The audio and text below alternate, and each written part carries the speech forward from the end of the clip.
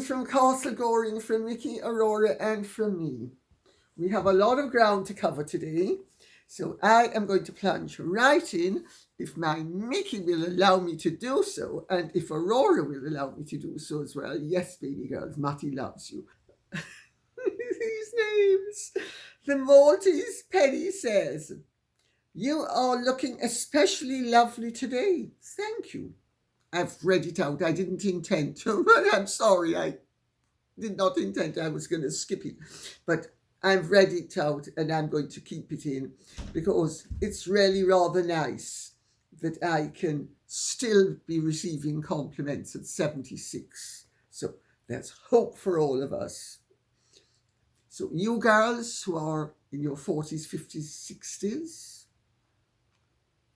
you too can get compliments. Just use Factor 50 sunscreen instead of moisturizer. I too have a long-standing unanswered question. Why was Harold invited to the Queen's bedside in the first place when none of the other grandchildren were included except William? Which was appropriate because he was the ultimate heir.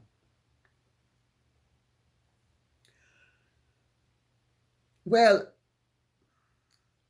both Harry and William were asked because William was the ultimate heir and Harry is his brother.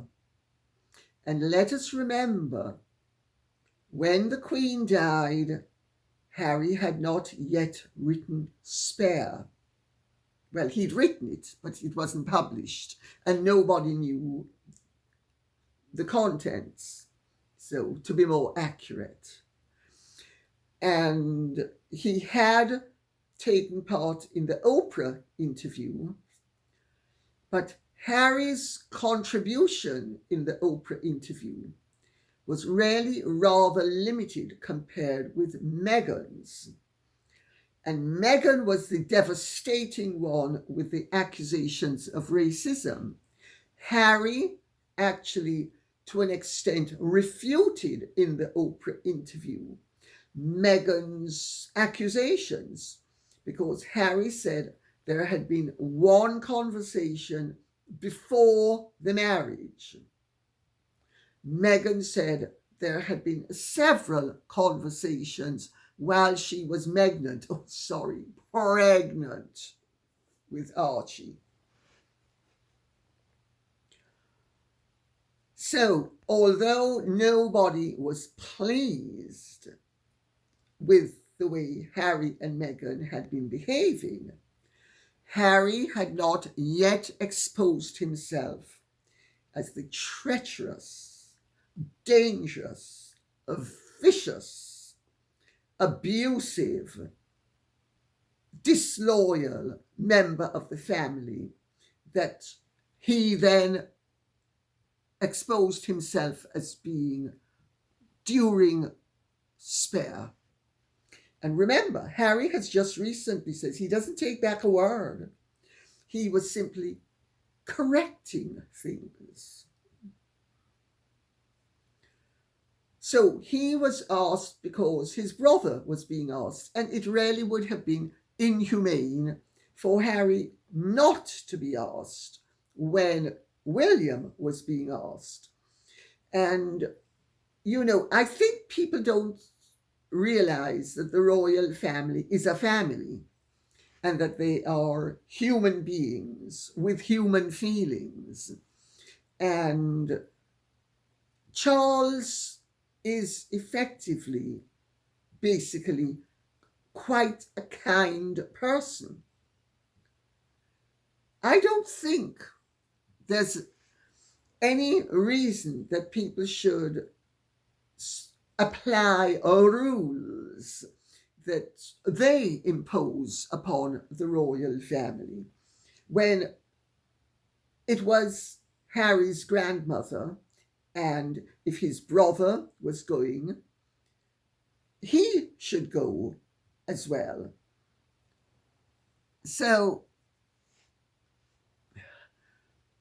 the fact that the other grandchildren weren't going was really neither here nor there. Most of them were too young, or there was no need for them to go, because there was a need for Harry to go, because if Harry hadn't been included, he would have quite justifiably felt that he was being totally sidelined due to his lack of importance in the line of succession.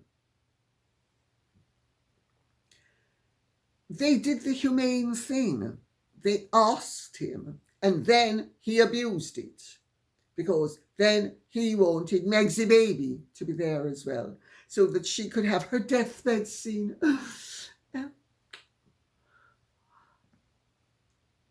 You old woman. Well, you said you owned royal. Well, look who's gonna royally exit now. It's not gonna be me, it's gonna be you. And then I'm just gonna tell everybody how her last words were, "Oh, Meghan, please carry the torch on my behalf. Please let the world know that I loved nobody as much as you, not even Prince Philip, and certainly not any of my children or grandchildren. But of course, of all my grandchildren, I loved Harry the most, but nowhere near as much as I loved you." And that's what she said to me, her dying words. And then she croaked. Oh, sorry. Then she closed her eyes and died.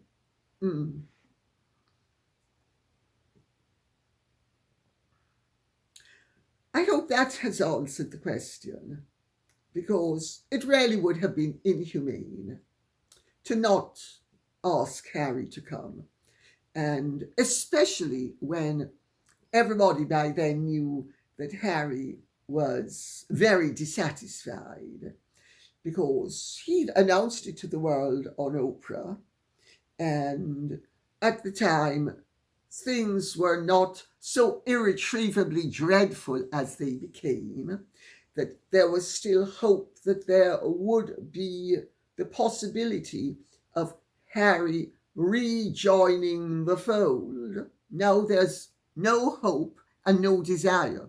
Nobody wants Harry back. Irrespective of what you're told, nobody wants Harry back.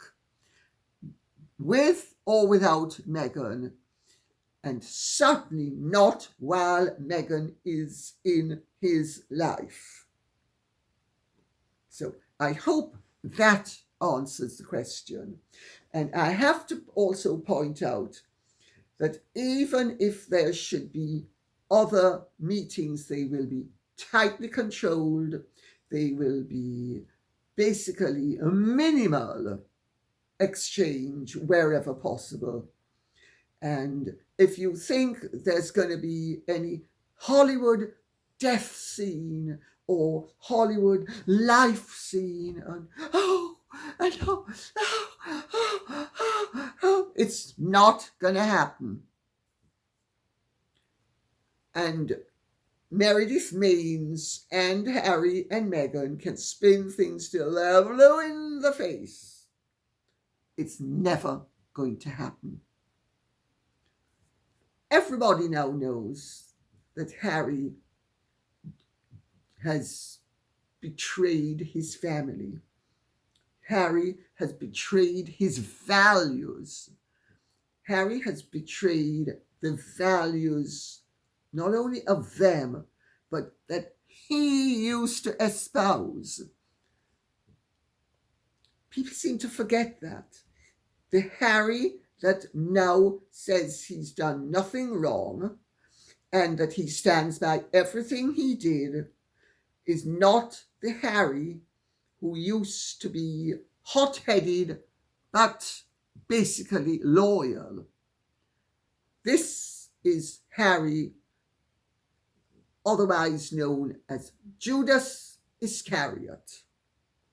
And that's how he is perceived. And if he doesn't like it, maybe he should try begging for forgiveness and doing a mea culpa. But do you see that happening? He was very careful the other day to make the point that he retracts nothing. And let's remember that nothing includes now the fact that Charles and Catherine are racist. Let's remember that. So anyway, let's go to what Gaga Goose says. Lady C, what do you think of Trump's speech to the UN? Very good question, and I'm going to answer it because this affects each and every one of us in the world, not only in the United States of America and in the United Kingdom, but everybody in the world.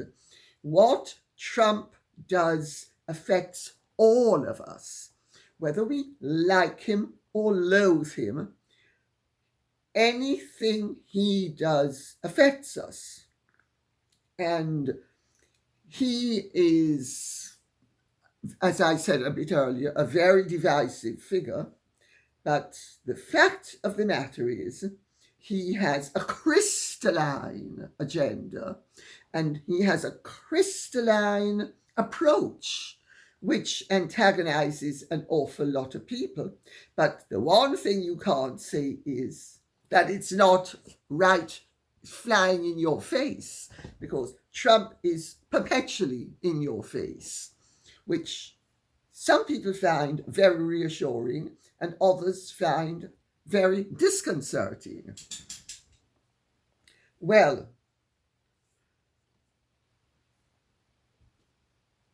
let me continue. Donald Trump's speech to the United Nations was one of the clearest expositions of the way he sees the world, his ideology in its rawest form. To his supporters, it will be seen as Trumpism unplugged. To his critics, Trumpism unhinged.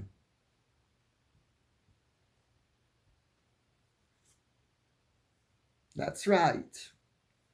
He's very divisive. Well, for nearly an hour, he had a real go at not only his detractors, but he took real aim at his opponents, and he sort of went like picking them off one by one, and he went throughout the world, just picking them off. Of course, Trump being Trump, he had to big himself up in the United States. And this is a part of his personality. It's a part of his game as well. I'm not saying that it's not authentic, because I think it is. Trump definitely likes to boast. I mean, there are no two ways about it. But he is generous with his praise, not only to himself and with himself, but to and with others, if he likes them. And there's no doubt that Trump likes himself. So he did state that the United States is living through a golden age, and in many ways he's right. The world, I've said it time and again, more people all over the world are better off than they have ever been, and have greater freedoms, greater prosperity, greater mobility, greater conveniences, greater luxuries than they have ever had in the history of humanity. There are no two ways about it. I mean, if we fail to acknowledge the reality of the advances that have been made, even in the last 20 years, we are actually not being fair to any argument that we would undertake. So, to that extent, he's right. Of course, you could also say that the world is in a very dangerous place at the moment, which it is. I think the world is better off in many ways than it's ever been. Society has made huge advances in medical matters, the internet, the great Library of Alexandria brought to life. I mean, we have an awful lot to be grateful for and that we should be protecting instead of denigrating. But we're denigrating it and we are endangering it. And yes, he did go on about that he's ended 7 wars and he merits a Nobel Peace Prize. Well, I mean, you know, what can I tell you? Some people would say it's tasteless that he's bigging himself up to that extent. But to people who like him, there's something appealing about the generosity of spirit to himself as well as to others. So let's put it like that and move on to what else. Because he then really laid into the UN. And of course, it doesn't help that the escalator wasn't working. And he pretty much made the point that this was most likely done to sabotage. And does that have merit? Well, it's never happened before. Does it have merit? Possibly. We can't say 100%. But certainly it could well have been a calculated move. Of course, my take on it would be that he might have been more dignified, ignoring it. But Trump punches, he shoots from the hip.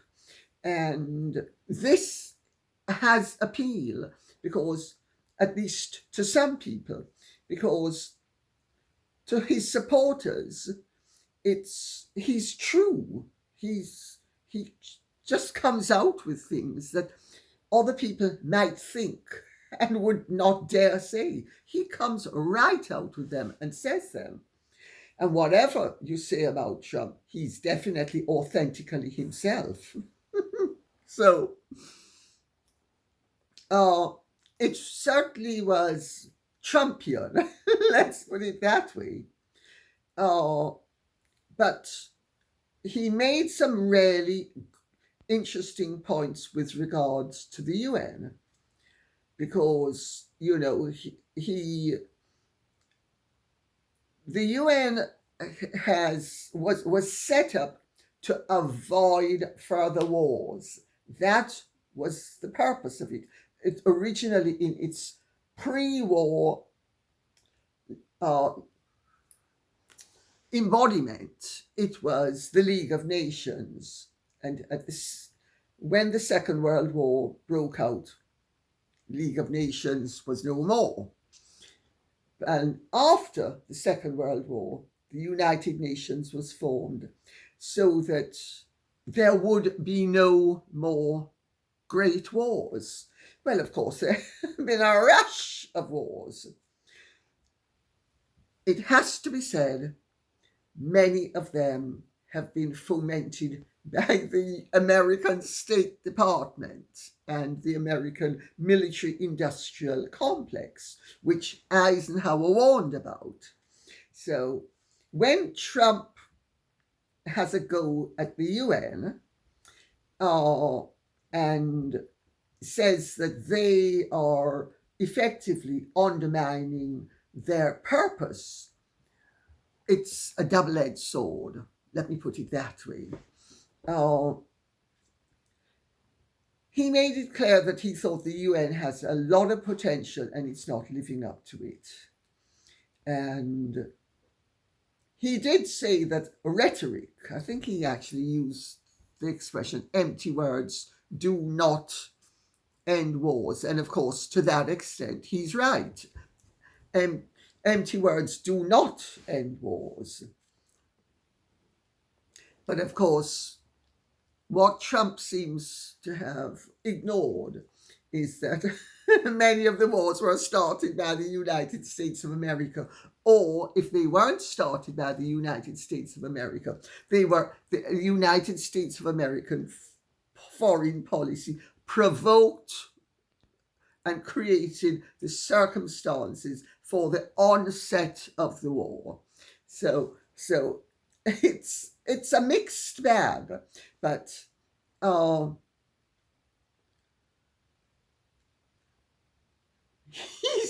when he said about the teleprompter, I thought, very Trumpian, very Trumpian. But when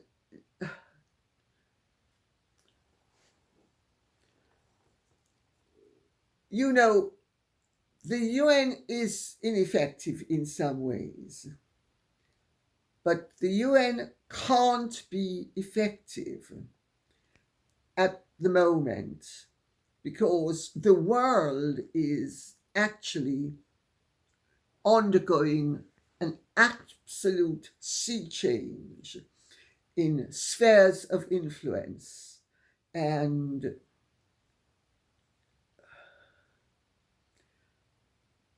I agree with him, certainly, in some of the points that he made about Europe and the Western civilization. And I'm going to quote what he said. Europe is in serious trouble.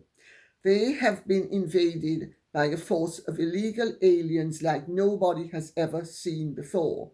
Both the immigration and suicidal energy ideas will be the death in Europe. That's basically true. I mean, whether we like it or not. And I'm not against migration. I'm against unchecked illegal immigration. But I'm not against migration. And I think all reasonable people cannot be against migration. But the open borders and the bleeding heart policies where, I mean, Keir Starmer, only a week or two ago, had one of his ministers announcing that this United Kingdom government is putting the rights of illegal immigrants ahead of the rights of native Britons. I'm sorry, that's crazy. And has nobody read history? Has nobody seen what happened with the downfall of the Western Roman Empire, brought about by such an influx of barbarians that ultimately Roman civilization collapsed? And he also said, which to an extent I also agree with, he said that climate change is the greatest con job ever perpetrated on the world, and that the policies of some of the European nations, especially us, with expensive energy costs, and that's, the British government, for instance, wanting to impose new taxes on North Sea oil and going for a green agenda. And he said, if you don't get away from the green energy scam, your country is going to fail. I agree with him. I mean, we could have nuclear energy. We don't need to have windmills, and we don't need to have electric cars that then need to have children in Africa as effective slave labor getting the lithium. I mean, this is all insanity. It's unrealistic. And also climate change is such a red herring because the climate has always changed. I've said it before and I'll say it again. 2 words: green Sahara. The Sahara used to be green. The Sahara used to be green. If we have 2 massive volcanic eruptions, which we inevitably will, that is going to do more damage than anything that man has ever and can ever and will ever be able to do in terms of climate change. The human being seems to really struggle with our insignificance and our basic lack of power and our desire to make ourselves feel that we are more powerful and more in command of our world and our destiny than we actually are. And in the process, they then create huge problems for mankind.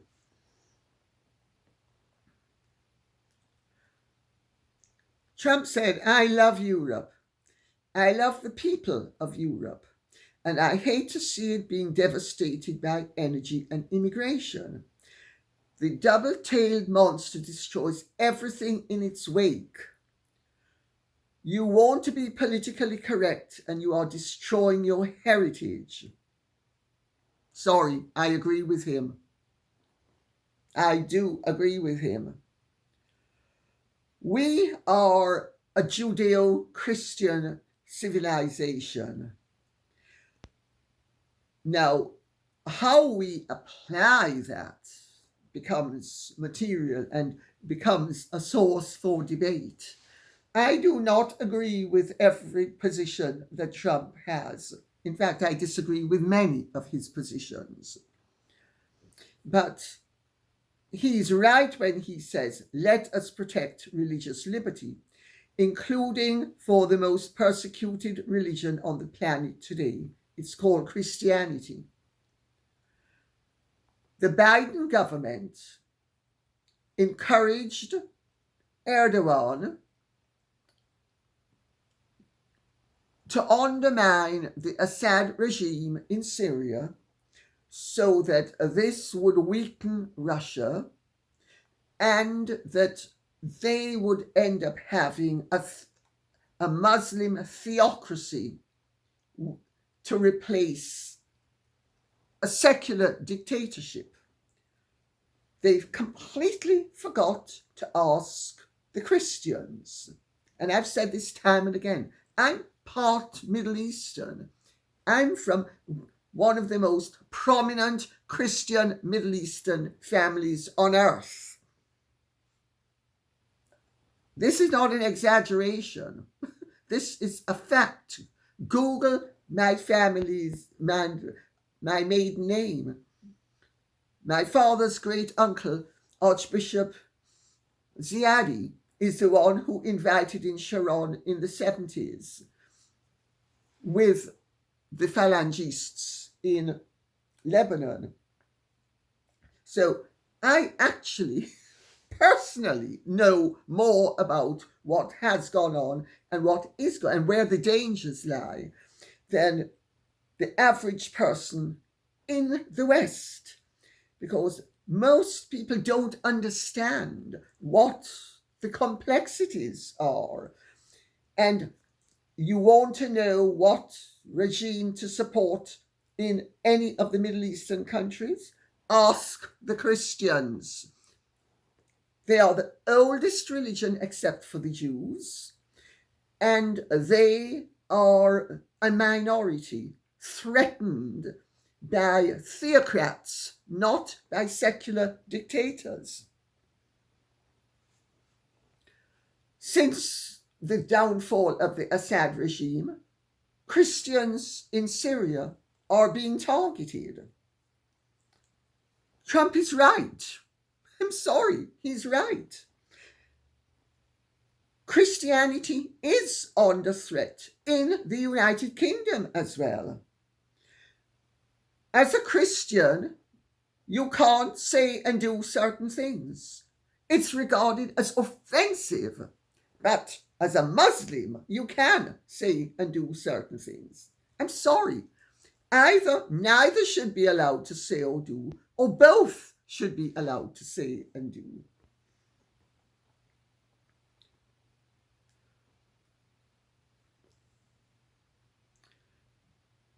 Then he went on about Ukraine, and he's said, because he's getting very impatient with Putin. And you can see to an extent why he's getting impatient with Putin. He said the Ukrainian situation was not making Russia look good, and that the United States is prepared to, quote unquote, impose a very strong round of powerful tariffs, which he hopes will end the bloodshed. Well, I have to tell you, imposing tariffs has not worked. It's not going to work either. China and India need Russian oil. China and India have their needs that they are putting before the Western European states' needs, or the United States of America's needs. When Trump says that Russia is a paper tiger and not a real military power, I would recommend he doesn't put that to the test. He might find out what Adolf Hitler and what was that emperor of the French called? I seem to remember that he was called Napoleon Bonaparte. They were both brought down by their desire and their delusion that Russia was far less significant as a military power than it turned out to be. And also, trying to force Russia back on itself simply forces Russia to develop its economy and become more independent and less dependent on foreign states. Russia has every single resource known to man except one, and I forget what it is. It has everything else. None of us has everything else. The United States doesn't have everything else. Europe doesn't have everything else. China doesn't. India doesn't. It's blunderbust to an extent. But I get why he's blunderbusting. And the speech it certainly has thrown a cat amongst the pigeons. And that is not a bad thing to do.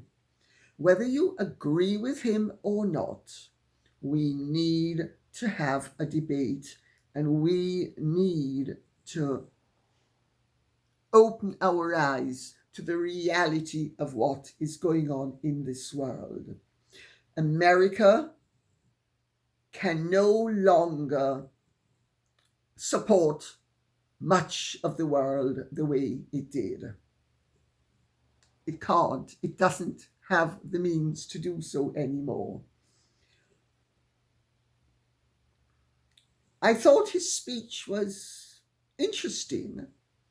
And again, as I say, I don't agree with everything he says, but I certainly do agree with some of what he said. And I certainly agree with the gist of his argument, which is that we are a Judeo-Christian civilization which is in danger of altering our identity to such an extent that we will lose our identity. Now, if you look historically, the Judeo-Christian world began to undergo a sea change in the 18th century with the Age of Enlightenment. But the Age of Enlightenment took place against a backdrop of agrarianism.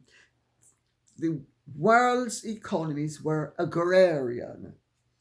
And the Age of Enlightenment was, for instance, Rousseau, Voltaire. And may I point out that Voltaire said, I may disagree with you, but I will defend with my life your right to say what I disagree with. He said it slightly differently, but that was the gist of it. Nowadays, that doesn't happen. People who disagree with one are, by and large, supposed to be muzzled.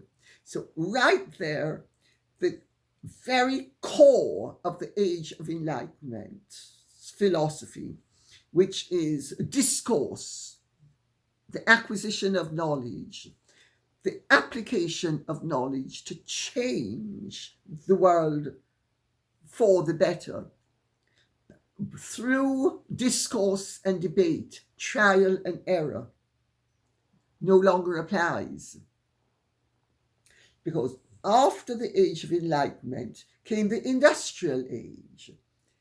And you then had socialism and Marxism, which were an answer to the tremendous poverty and the disruption in society that was caused by agrarian workers moving into cities and not having any security and actually usually working for very long hours for effectively starvation wages. So socialism and Marxism at the time were humane policies in answer to an absolutely dreadful situation that was taking place in the industrialized world.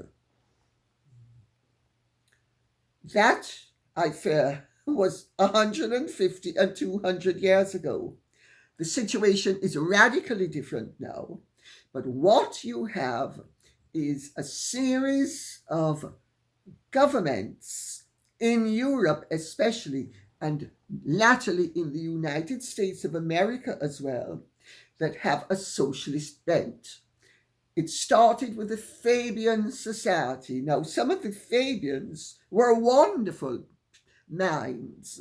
I mean, you had people such as George Bernard Shaw was a Fabian. And in the 19th century, to be a Fabian was fabulous. Fabians wanted socialism. They were naive enough to think that a government, because in those days governments by and large were populated by people of integrity and honor, being a politician in those days was a higher calling. It's no longer. It's now every puss and dog who has no money ends up becoming a congressman, a senator, a member of parliament, or in the European Union and in America especially, they start out with no money, and within 10 years, each of them is worth 20 and 30 and 40 million on salaries of next to nothing. So, I mean, there's tremendous corruption now. So socialism was a concept that was an answer to a situation that no longer exists. We have moved on as a civilization from industrialization, and we are beyond post-industrialization now. And how does this also affect the Judeo-Christian aspect of life? Well, what it has meant is that we are no longer we are now a secular society. We're no longer a society that is basically faith-based. Religion has been replaced by materialism. As I've said, Yahweh has been replaced by Versace. All of these are extremely important and material issues which need to be addressed and are not being addressed by either politicians or academics, because the academics are still focused on theories from 200 years ago or 150 years ago that are absolutely out of date now, totally irrelevant. But they are being applied because the Fabians set up the London School of Economics. The London School of Economics was set up as effectively a university, in quotes, to have the implementation of socialism. And we have had many, many, many world leaders who are Fabians and who have been to the London School of Economics. Well, the London School of Economics is now based upon a fallacy. So we are in danger as a civilization because we are trying to implement something that can't work. And we are also shutting down the possibility of debate for people to examine, well, why cannot that work and what maybe could we come up with that will work? But that's not what's happening at the moment. We now have a very intolerant orthodoxy that says it's humanitarian, but is actually becoming increasingly totalitarian in its implementation.